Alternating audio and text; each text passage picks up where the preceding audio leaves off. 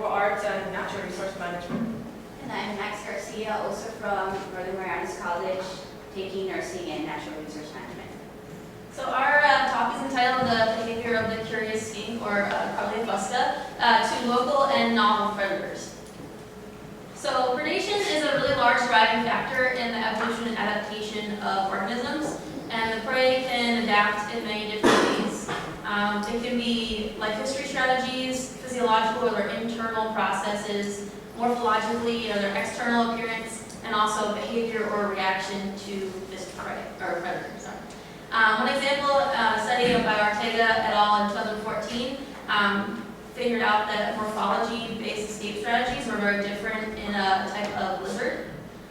They found that sex, body size, dorsal patterns, and their tail brightness actually affected how they escaped from different predators. They found that the spotted ones were more likely to flee and hide faster than the ones that were striped. And then Predation et al. In 2012 actually introduced the fire ant predator to juvenile lizards, and the juvenile lizards actually learned to avoid this predator, new predator, while the adults were less inclined to avoid it, so they could learn a new behavior. For our study, we focused on Carlia, which has a long evolutionary history in this area. C. fusca and the brown tree snake, or BTS, have a long history together. The Admiralty Islands, they are both found in that area, which is believed to be the source of how they got to Guam. So BTS introduced after the World War II, and Carlia was introduced in the Marianas in the 1950s. By mid-1980s, Guam's birds were mostly gone by the spread of the brown tree snake, and even though these lizards have been in Saipan and Guam since the 1950s, the populations have thrived in different ecosystems, with the brown tree snake being on Guam and Saipan not having any known population of the brown tree snake.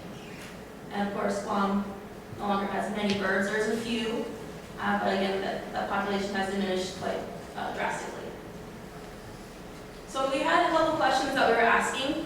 Since these populations have evolved in separate environments, do they react differently to predators in general, and also would they react to predators that are not in their ecosystem? Do they behave in the same manner, and will their anti-predator response be the same? So we predicted that the Guam skinks would react more to the snake predator, while the Saipan skinks would react better to the bird predator. So the Carlia was captured by hand net or by hand, which is a lot harder. They were enclosed in screen-netted cages with leaf litter and water, while the experiment took place in a separate, larger screened enclosure with leaf litter and also insects, so they could feed if they wished. We chose 6 healthy adult skinks on each island from the captured populations. So this is a picture of our subject here. We gave the skink a 3-minute acclimation period inside the experiment enclosure before we introduced the 3 predators, which was a snake, bird, or we had a plastic cup as our control, because we figured that was something the skinks had not seen before.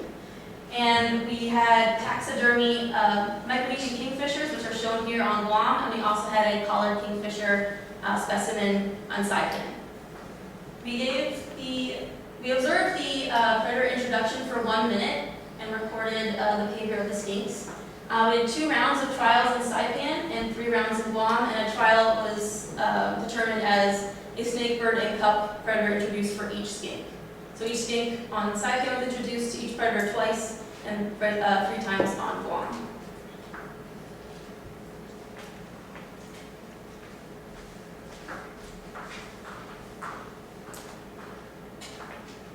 Okay, so for our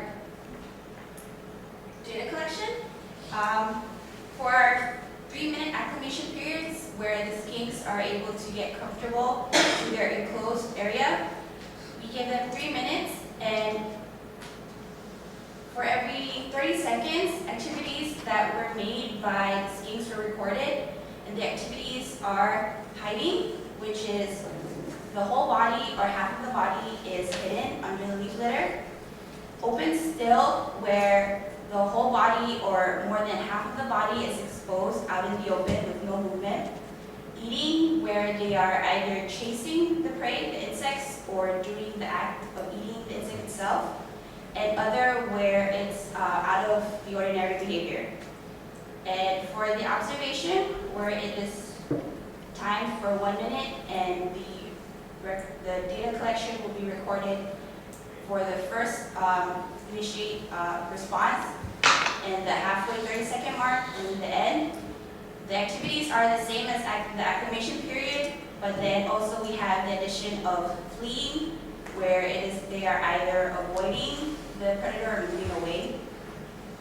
And here's a picture of us doing our experiment. This is the enclosed area with leaf litter. This is our snake, and this is in Saipan. And we also do the experiment in the outdoors, so because there are so many variables that we can't control, so we would like it to be as natural as possible. Then for our results, we use the negative reactions that are hiding out in the open with no movement and also fleeing. So for our first graph, it is the flee response, and these are predators, and these are the portion of observations that we see when it's fleeing. So for the dark area, this is for Guam, then you can see that the Guam skinks did not really flee as much compared to the ones in Saipan, especially the skinks in Saipan flee more when the bird was introduced. This next graph is out in the open, still with no movement, and we can see that both Guam and Saipan skinks were out in the open when the couple was introduced. They were not really affected by it. But then when the bird was introduced in Saipan and the snake, they really didn't mind it and they were out in the open. But as for the Guam skinks, for the bird, especially for the bird, they weren't really out in the open as with the snake, because the Guam skinks spent most of their time hiding in general, either the cub, the bird, or the snake, and not as much with the Saipan skinks. They were either out in the open or avoiding the predator.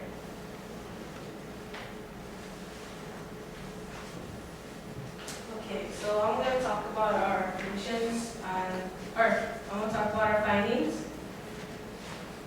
So I'm bringing back the slide because I want to bring up the question. So we want to ask, since the populations have evolved in separate environments, do they react differently to the predators in general? Do they respond to predators that are not present in the ecosystem? Do they behave in the same manner and have the same anti-predator responses? For the Saipan skinks, they don't react as much to the snake because they're not present. There's no population on Saipan. However, However, the Guam skinks react to the snake and a small percentage to the bird. Guam skinks in general are more prone to be skittish and more prone to flee and hide due to the type of predator, which is the brown tree snake. The brown tree snake is more cryptic. It's a low to ground predator, it's stealthy and nocturnal, so it's active during the time where the skink, which is diurnal, which is not active, so it's vulnerable. The Saipan skink in general is out more in the open because both kingfishers and the skink are diurnal. There was also, what we noted was a difference in skink capture. So the initial, when we go out there and catch the skink, it was much harder to capture the skinks on Guam because once we appeared, they instantly they scurried, they ran off, and they didn't come back for a long time. So we have to go to different sites to try and capture them. On Saipan though, we would show up to the site and we'd step in. They'd run, of course, at first, but then after a minute or two, they would come right back out. So I believe curious skink is a very good name for them.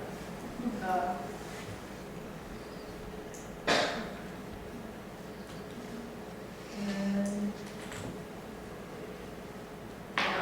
for further study, what's possible in the future that someone can do is maybe do a different series, different experiment in the time of day, so like early morning, midday, and afternoon, because they're diurnal, so maybe it changes in their activities. A larger sample size, maybe even juvenile and adult, and also can do a comparison study between different species, like right here is a blue-tailed skink, which is also native. So in conclusion, we could say, our group can say that predation can influence behavioral changes in species over time. Guam skinks exhibit an influence of behavior from the brown tree snake, and ecological differences do play a role in predator-prey interactions in the same species. We'd like to acknowledge everyone in this list, particularly Dr. Haldra, Dr. Ross, Evan, DAWR, DFW, Dr. DeTorres, our classmates, and of course our schools, UOG and NMC combined. And any questions?